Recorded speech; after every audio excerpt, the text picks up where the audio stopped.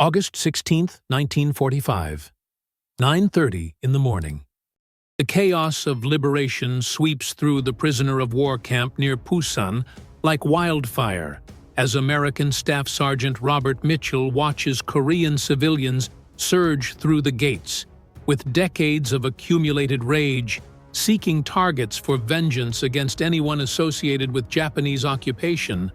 their fury so intense that it threatens to consume innocent victims along with legitimate collaborators in the kind of mob justice that transforms liberation into lynching. Mitchell sees the crowd forming around a young Korean woman, perhaps 23 years old, who cowers against the wall of what had been the camp's administrative building while angry voices accuse her of collaboration, of serving Japanese interests, of betraying Korean independence through activities that the mob considers treasonous, despite their complete ignorance about the circumstances that had brought her to this place of systematic abuse and sexual slavery. The woman's name is Park Soon-ja, though Mitchell doesn't know this yet.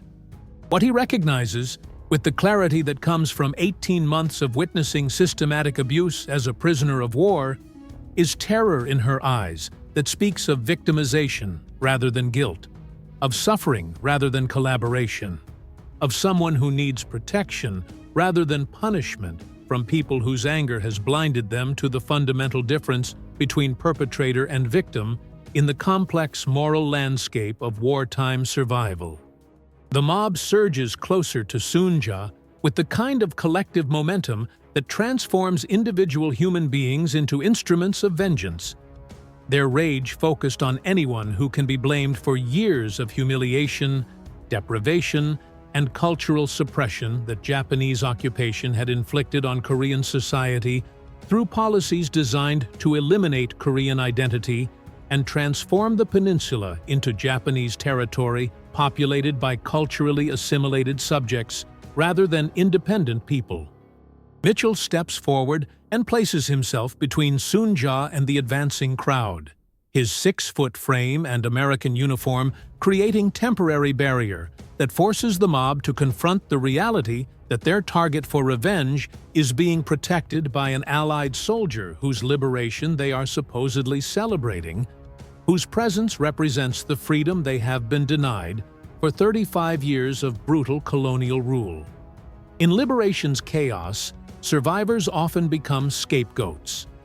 The end of systematic oppression creates power vacuum that communities fill with collective rage, seeking immediate targets for accumulated frustration, fear, and humiliation that requires expression regardless of whether punishment falls on appropriate recipients or convenient victims who cannot defend themselves against group accusations that reduce complex moral situations to simple narratives about collaboration and betrayal. But sometimes, one person stands between victim and vengeance.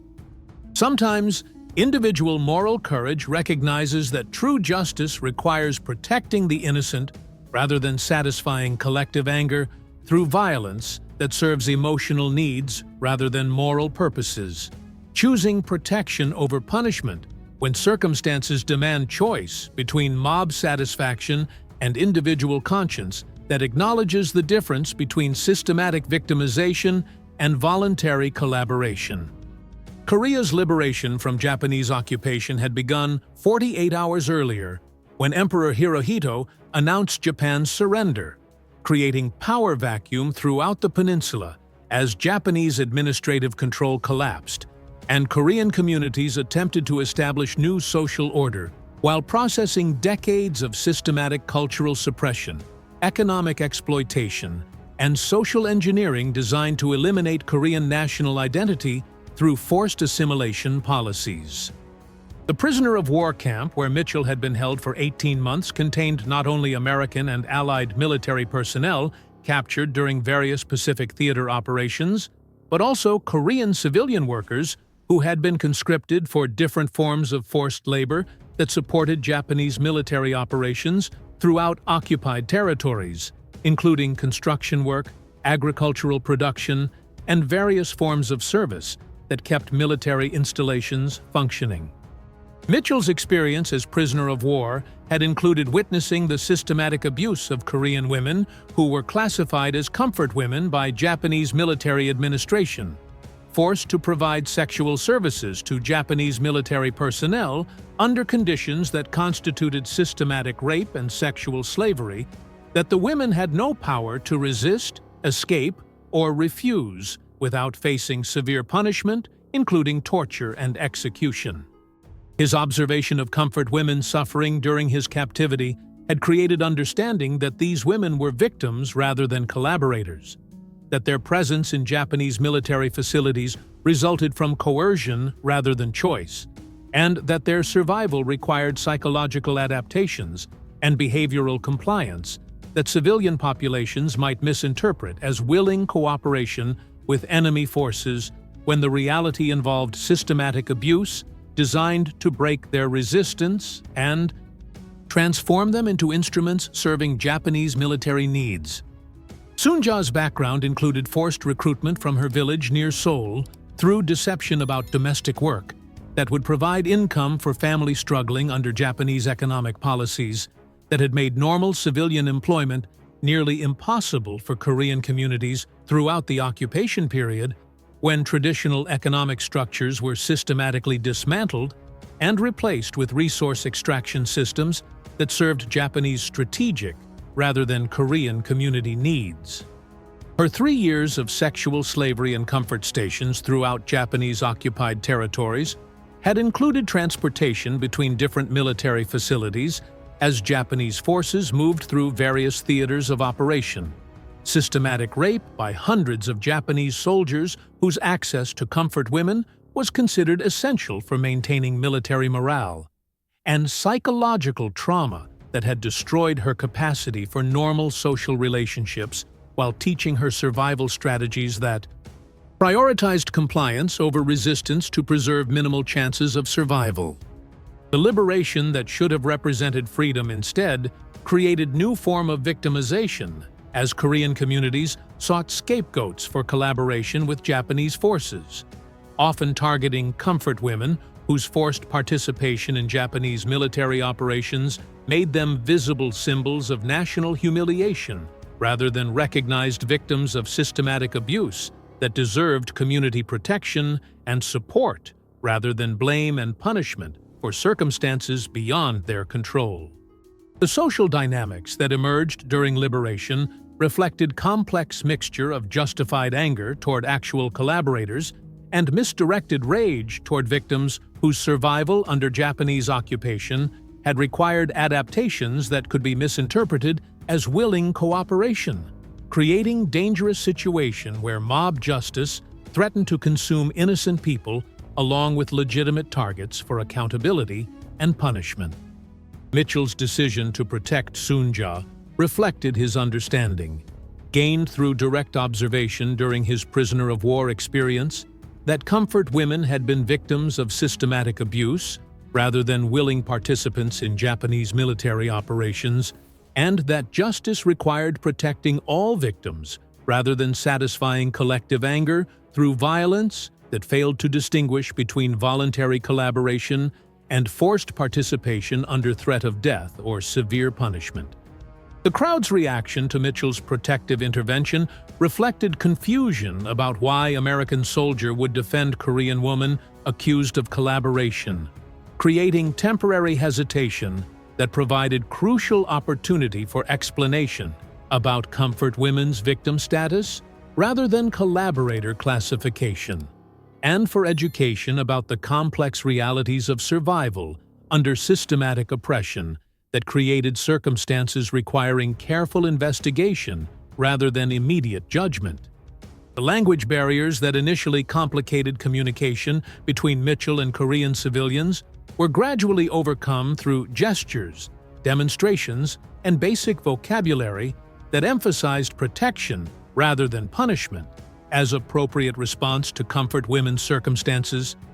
While other American prisoners of war who had witnessed similar abuse during their captivity began supporting Mitchell's position and adding their testimony about systematic victimization.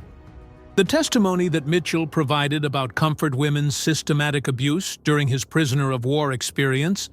helped Korean civilians understand that these women had been victims rather than willing participants in Japanese military operations,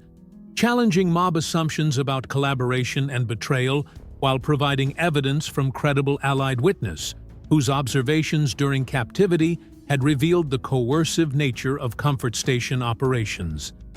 The other American prisoners of war who joined Mitchell in protecting Sunja from mob violence demonstrated collective recognition among Allied personnel that comfort women deserved protection rather than punishment, creating international solidarity that transcended national boundaries to serve humanitarian purposes, while illustrating that those who had observed Japanese military operations understood the difference between victims and collaborators. The Korean community leaders who eventually arrived to restore order included individuals with sufficient authority and social standing to disperse mob, while establishing procedures for investigating collaboration charges that distinguished between voluntary cooperation with Japanese authorities and forced participation in Japanese military operations under threat of violence, torture, or execution that eliminated meaningful choice. The protection that Mitchell provided to Sunja during critical moments of mob formation prevented physical violence that could have resulted in her death or severe injury, demonstrating individual moral courage that served humanitarian rather than political purposes, while illustrating how personal intervention could interrupt collective violence when individual conscience recognized moral obligations that transcended popular sentiment and national boundaries. The gradual recognition among Korean civilians that comfort women had been victims rather than collaborators reflected educational process that challenged popular assumptions about collaboration while acknowledging complex realities of survival under systematic oppression that created circumstances where victims might appear to be willing participants to observers who had not witnessed the coercion, violence, and systematic abuse that eliminated meaningful choice. The emotional response that Sunja demonstrated toward Mitchell's protection included gratitude that transcended cultural and linguistic barriers to create human connection, based on recognition of moral courage that had served her welfare without expecting personal benefit, recognition, or reward, while illustrating universal human appreciation for protection provided during moments of extreme vulnerability and mortal danger. The transformation of mob mentality that occurred through Mitchell's moral leadership illustrated how individual courage could influence collective behavior when personal example demonstrated alternative response to perceived injustice that served humanitarian rather than vengeful purposes, showing how one person's moral stand could create space for reason and investigation rather than immediate punishment based on assumptions and prejudices. The broader implications of protecting comfort women from revenge violence included recognition that liberation required protecting all victims rather than simply eliminating oppressors, that true justice demanded careful investigation rather than immediate punishment, and that moral courage sometimes required defending unpopular positions when mob mentality threatened innocent victims who could not defend themselves against collective accusations. The documentation of comfort women's victim status that resulted from Mitchell's intervention and the testimony of other Allied prisoners contributed to more accurate understanding of Japanese military policies and their impact on civilian populations, challenging simplistic narratives about collaboration and resistance during occupation period, while providing evidence for post-war legal proceedings and historical documentation. The relationships that developed between American prisoners of war and Korean comfort women during liberation period demonstrated possibilities for cross-cultural understanding based on shared recognition of victimization by Japanese military system that had exploited both groups for strategic purposes, creating bonds between former prisoners that transcended national boundaries and cultural differences. The medical care that Sunja received after Mitchell's protection included treatment for malnutrition, sexually transmitted diseases, and psychological trauma that had resulted from years of systematic abuse, providing additional evidence of her victim status while supporting her post-war recovery and social reintegration into Korean society that initially struggled to understand comfort women's circumstances. The legal procedures that eventually developed for investigating collaboration charges included provisions for protecting comfort women and other forced laborers whose participation in Japanese operations had resulted from coercion rather than voluntary cooperation with occupation authorities,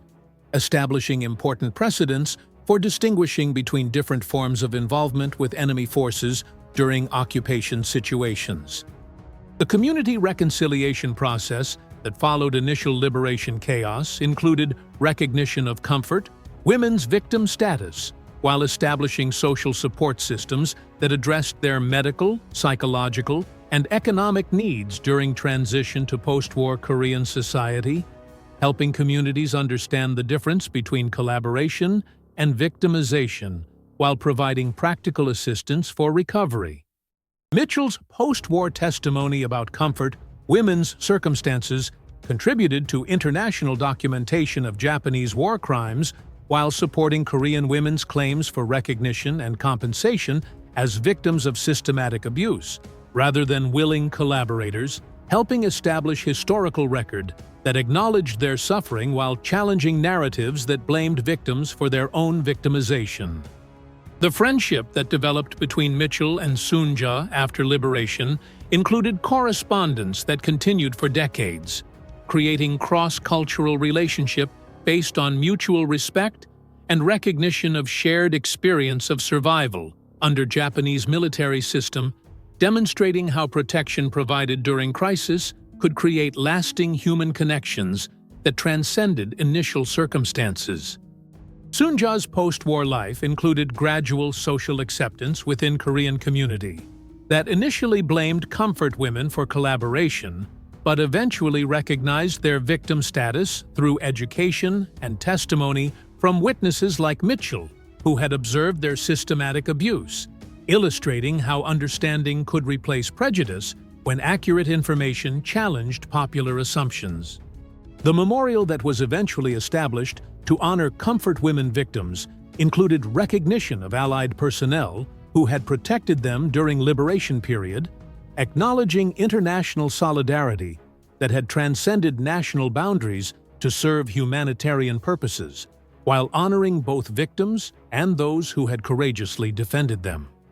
Mitchell's post-war career included advocacy for Korean War veterans and civilian victims, influenced by his understanding of complex victimization that required protection rather than punishment when survival under systematic oppression created circumstances that could be misinterpreted as collaboration, demonstrating how wartime experiences could shape lifelong commitment to justice and protection of vulnerable populations. In the end, the protection that Mitchell provided to Soonja demonstrated that liberation's true meaning required defending all victims rather than simply satisfying collective anger. That moral courage could challenge mob mentality when individual conscience recognized humanitarian obligations that transcended national boundaries and popular prejudices, creating space for justice rather than vengeance. The standing that Mitchell had taken between Soonja and vengeful crowd illustrated that justice required protecting the innocent rather than punishing convenient scapegoats. That individual courage could influence collective behavior when personal example demonstrated alternative responses to perceived injustice, and that true liberation meant freedom for all victims rather than simply freedom to punish those who appeared guilty.